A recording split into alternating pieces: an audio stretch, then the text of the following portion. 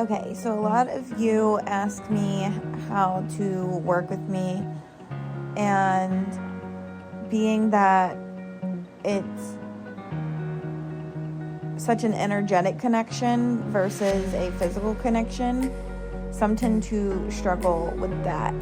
And the good thing about this is when we connect distant and strictly energetically, we all have a bioenergetic field.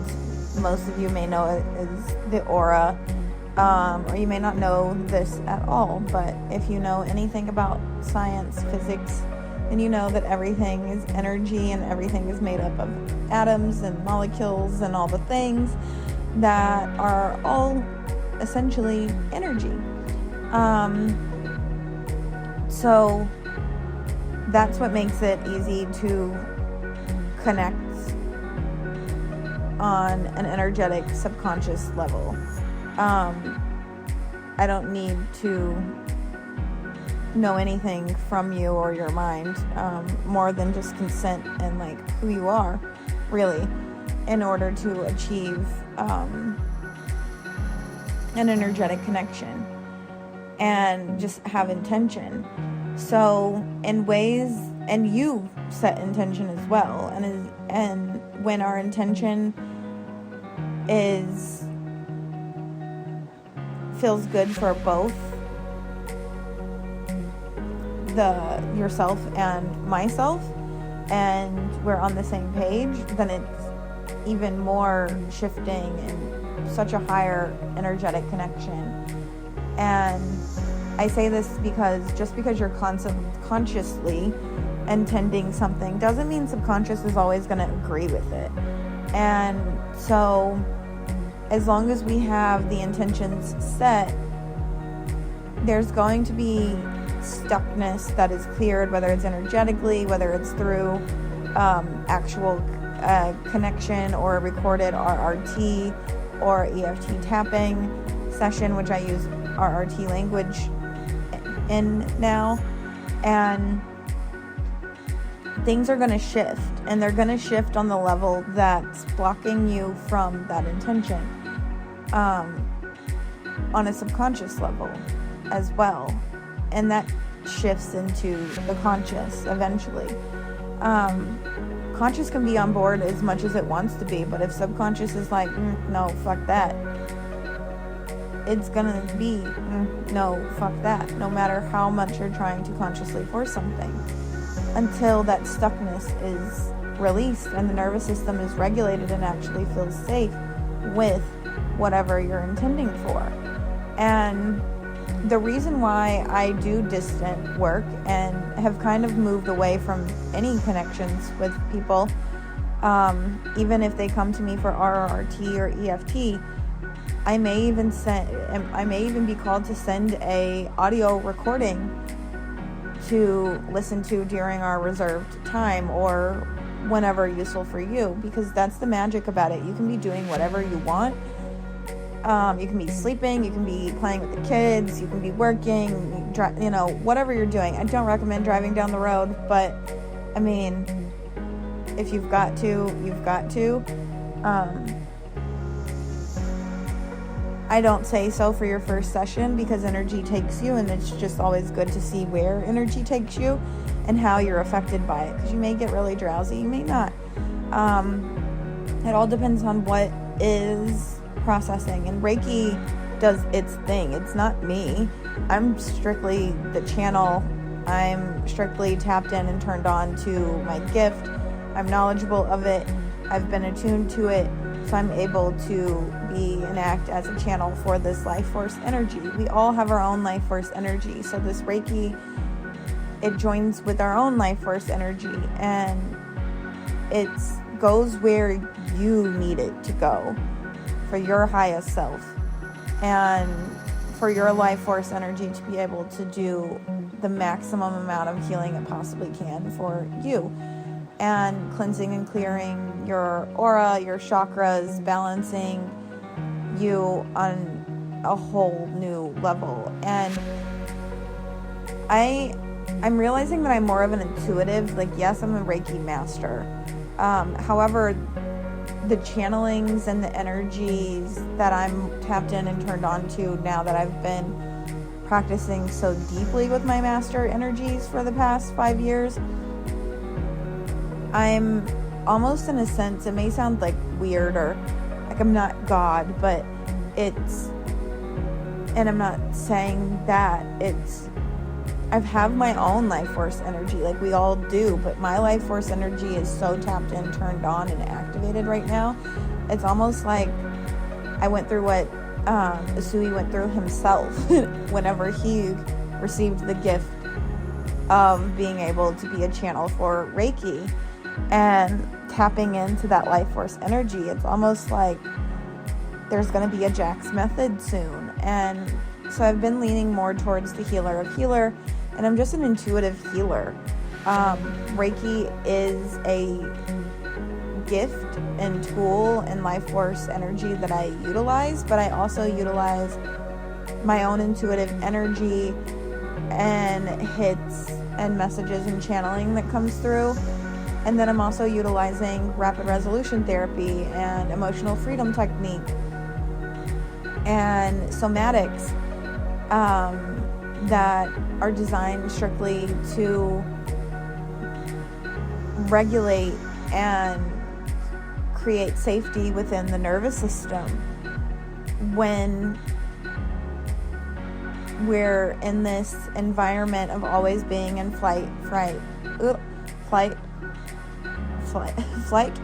freeze, and fight modes, and fawn, if you're familiar with that. And we don't have to be there all the time. However, when things continue to happen over and over and over again, we tend to stay stuck there. And when we're so stuck there, it's hard to go into an office or a clinic or a massage studio or whatever and just totally relax. It doesn't matter how serene and like peaceful and vibey the fucking place is. If you really sat with the tension in your body, you probably notice in your pelvic floor and your jaw is still like super clenched and tight, or that your mind is still racing and it's hard to totally let go. And that's why working with me on a remote, distant level with no contact, there's no pressure, there's no expectations of self, there is no focus that necessarily you need to do. You set all the intentions whenever you book the appointment with me, and subconscious knows why you booked in the first place, and whether you do or not, it knows what's best for your highest self. But you're also in your zone, doing what you are desiring to do. And most of the time you're in your own space and in your own comfort zone and in your own safe haven. And that allows you to receive the experience and the life force energy and whatever downloads, messages are meant to come through for you and meant to come through for me are so much more impactful and pronounced and detailed, that because you are in this more relaxed state, you didn't have to worry about the commute, you didn't have to worry about the commute after, what you have to do after. You just get to be and get to do, and really in healing and in working with Reiki, there is no, beyond the intent, setting the intention and letting it go, there is no focus to maintain. There is no doing. There is no real action. It's just being. That's your action. Is just being and noticing where you get discomfort and just being, and where you try to run and feel like, oh, I should be doing blank, or I should be doing this or that or whatever. What about it in the being triggered that? And that's going to start clearing and healing also. And then eventually just being gets so much more comfortable. I've realized, because this week I've got a total week off, nothing. And if you know me, I've typically always had like 1 to 5 doctor's appointments a week. and then other places to be and do. And I don't. And it felt so weird. And yeah, I'm comfortable with a few hours of just being, but I've never had the full 13 hours a day while my partner's at work to be just being. And the way that I have my schedule set up allows for this, because eventually this will be travel and retreat time when those desires start to come into fruition. And in the meantime, it is my initiation to be for hours upon hours a day and get comfortable with that, as the people I'm calling in are desiring to know how to just be and to create this amount of space within their day to do whatever they want. And even if that thing makes them money, it doesn't necessarily mean it's their job. It's just what they do to receive. It's something that they do, and it doesn't feel like work. And that's okay. And that's what they want. We don't have to be put on this earth to constantly, although we're constantly healing and reaching a new level of healed, we don't have to intentionally focus on what block was that, or what caused that, or why did that happen, or what do we need to heal because that happened, or oh my god, what did I do? And like, it was just part of the fucking journey. Like, just be, bitch, and keep going. Like, fucking love yourself and keep going. Fucking love the awareness and keep going. There's nothing to do but fucking live. And it may sound crazy right now and may sound like totally fucking uncomfortable. And that's amazing, because that's showing you where the stuckness is, where the fears are, where the discomfort is, where the societal programming is. And it's where you are meant to shift.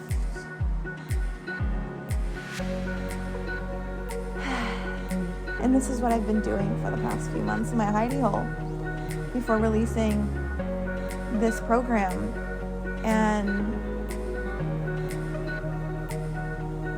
this is why I released this program, is because for all the channelings that come through for me in between clients, and if my clients aren't ready for their follow-up to receive what's coming through for them, then it goes here for the collective, because there's so many people that it's coming through for. But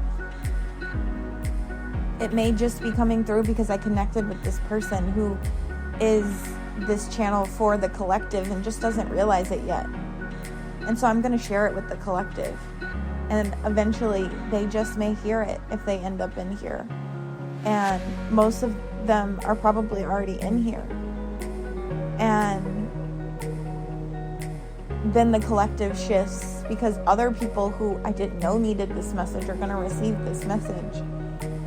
And it's going to click for them. And then they're going to go and start just spreading the healing and getting everyone to new levels of healed, just because they're at a new level of healed. And this is how we create a better place for the future, is by doing it within ourselves and getting what people call totally fucking selfish. I don't find it selfish at all. I find it totally supportive.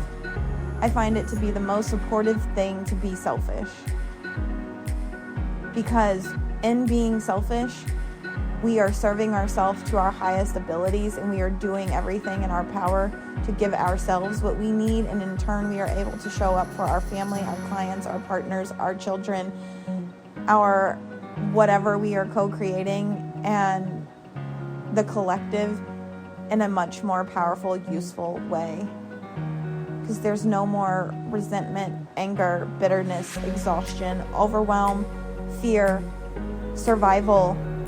We're all stuck and born into survival mode almost. I know I was, just because of the nervous system that I was connected to in the womb. And then the nervous system that was raising me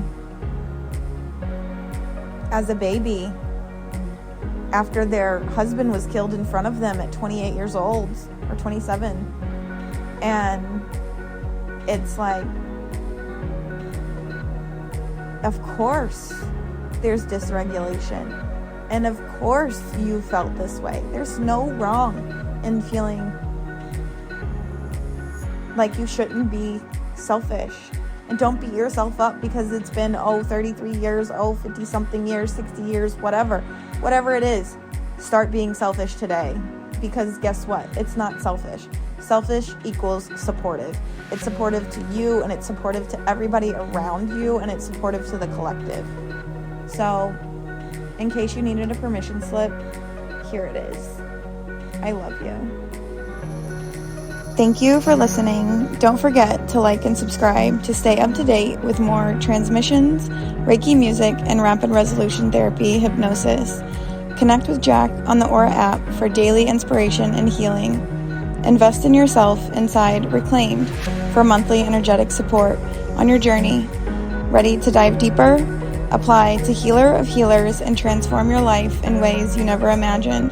Align your life without doing more. We will connect soon.